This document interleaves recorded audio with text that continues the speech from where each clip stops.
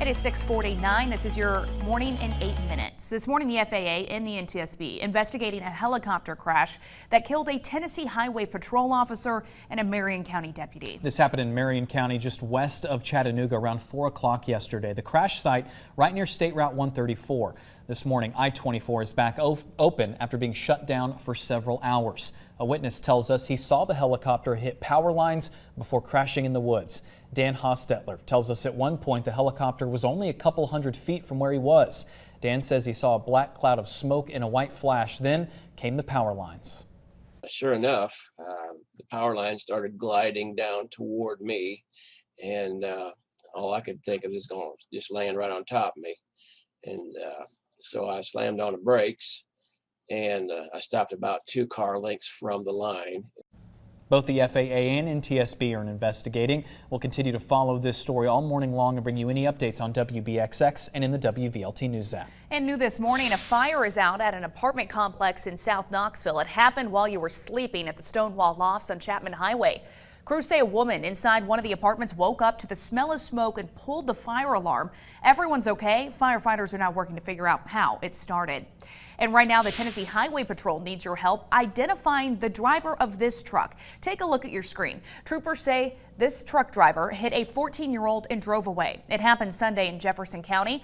It's a red GMC pickup. They believe an older man with a beard and long hair was behind the wheel. If you know anything about this, call police.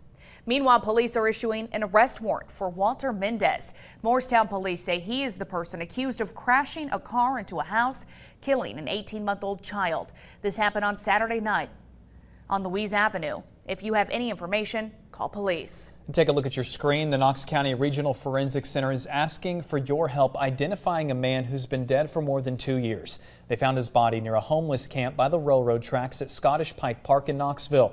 The man was known as Railroad Nick, by the homeless community. If you have information, call the Forensic Center. We have that number in the WVLT News app. Well, a man is facing charges this morning after police say they watched him kick a small dog, then threaten the animal with a drill. This happened at a home on Angel Place in Coreyton. Law enforcement responded to several animal abuse calls on Monday.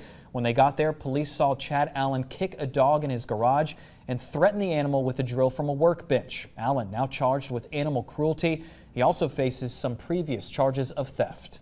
And continuing coverage this morning, the Crossville city manager is taking back his letter of resignation. Greg Wood resigned on August 11th during an investigation into the city's closing of the Village Inn. It's a low-income housing complex near Crossville City Hall. Officials closed it in July, citing poor living conditions, but it was allowed to reopen less than a day later. In a letter to the mayor obtained by WVLT News, Wood says he was led to believe he would be fired, but now he says that doesn't seem to be the case. Wood is currently under paid suspension until the end of this investigation. And the former Tennessee Speaker of the House and his chief of staff both being indicted on federal charges. Glenn Cassida and Cade Cothran both charged with 20 counts of bribery and kickback conspiracy. Cassida helped start Phoenix Solutions in 2019. The company provided constituent mail services to members of the General Assembly. It was run by Cothran, who used the fake name Matthew Phoenix. The indictment says Cothran would kick back the profits to Cassida.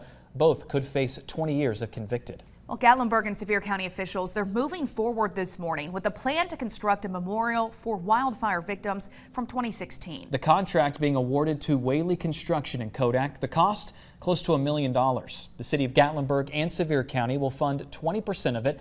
TDOT will fund the rest. The plans have changed over the years, but now the memorial will be built at Minot Park in Gatlinburg. It'll feature one area dedicated to victims, another to first responders. No word yet on when construction will start. Leaders will discuss the plans at the City Commission meeting on September 13th. Well, if you have student loans, you may be getting a big break. Today, President Joe Biden is expected to make a huge announcement. The plan is to forgive up to $10,000 in federal student loans. The forgiveness will apply if you make less than $125,000 a year. The president is also expected to extend a pause on payments until January. That would be the 6th time payments are paused. The move comes just a week ahead of the White House's self-imposed deadline of August 31st. And classes on the UT campus start this morning. Tennessee welcoming its largest student body in the history this fall. More than 28,000 students are enrolled, including a record number of freshmen and a record number of students returning for their sophomore year. And we are just 8 days away from football time in Tennessee. How do you think the Vols will do this season? You can let everyone know tonight. Vol calls back at Calhoun's on the River. Bob Kessling and the entire Vol Network crew will be on hand tonight. Athletic Director Danny White set to make an appearance as well. Everything starts at 8 o'clock. You can listen to it live on 107.7 WIVK. 8 days away. 8 days away. And the boys of Nolensville, Tennessee look to keep things rolling today at the Little League World Series. They're in the semifinals of the tournament, taking on Hawaii. First pitch, 3 o'clock today on ESPN. Winner heads to the U.S. Championship. And it's 6:54. We do want to get a look at your first alert traffic with Whitney. Those school buses are on their way. Make sure you're giving them extra space and make sure you're taking it slow through those school zones this morning. Now those interstates and main roads still moving on time ahead of that morning rush. You're looking good moving around Knoxville. Just a heads up if you are traveling through Sevier County this morning, picking up at 7 o'clock. This routine maintenance continues on the spur, goes until 4 o'clock today. Your first alert forecast with Chief Meteorologist Heather Haley.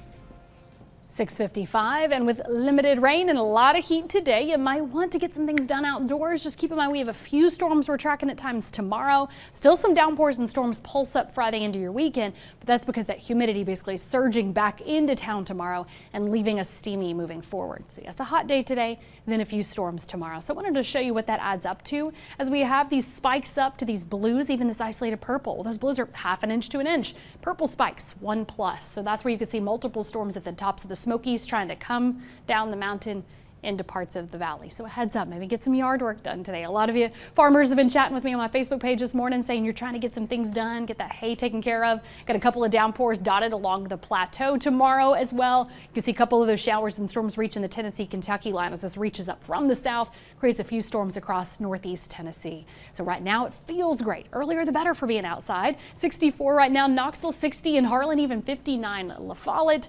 Everybody's looking good and feeling good. We do have some of those pockets of fog, of course, the Tennessee-Kentucky line. We'll keep tracking that for you coming up on the CW.